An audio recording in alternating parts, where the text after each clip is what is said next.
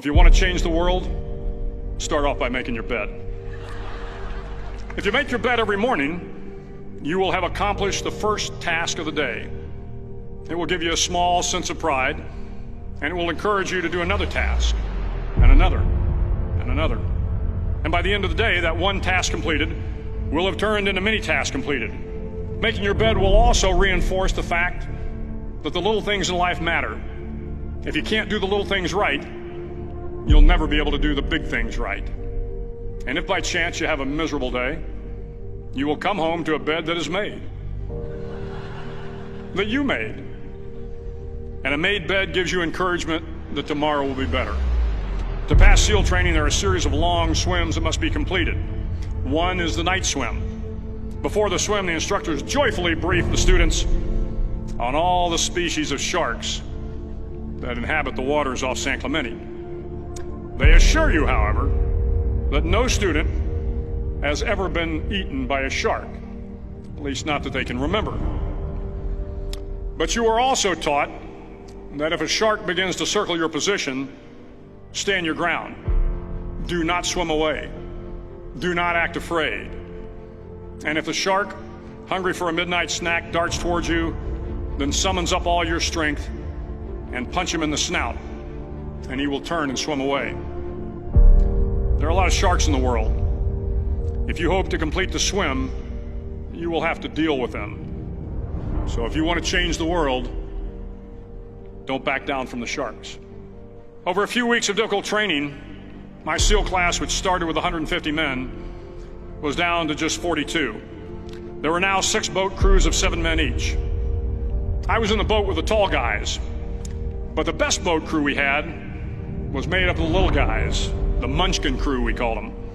No one was over 5'5". The Munchkin boat crew had 1 American Indian, 1 African American, 1 Polish American, 1 Greek American, 1 Italian American, and 2 tough kids from the Midwest. They out-paddled, outran, and outswam all the other boat crews. The big men in the other boat crews would always make good-natured fun of the tiny little flippers the Munchkins put on their tiny little feet prior to every swim. But somehow these little guys from every corner of the nation and the world always had the last laugh, swimming faster than everyone and reaching the shore long before the rest of us. SEAL training was a great equalizer. Nothing mattered but your will to succeed, not your color, not your ethnic background, not your education, not your social status. If you want to change the world, measure a person by the size of their heart, not by the size of their flippers. The 9th week of training is referred to as Hell Week. It is 6 days of no sleep, constant physical and mental harassment, and 1 special day at the Mud Flats. The Mud Flats are an area between San Diego and Tijuana where the water runs off and creates the Tijuana Sloughs, a swampy patch of terrain where the mud will engulf you. It is on Wednesday of Hell Week that you paddle down in the mud flats and spend the next 15 hours trying to survive the freezing cold, the howling wind, and the incessant pressure to quit from the instructors. As the sun began to set that Wednesday evening, my training class, having committed some egregious infraction of the rules, was ordered into the mud. The mud consumed each man till there was nothing visible but our heads.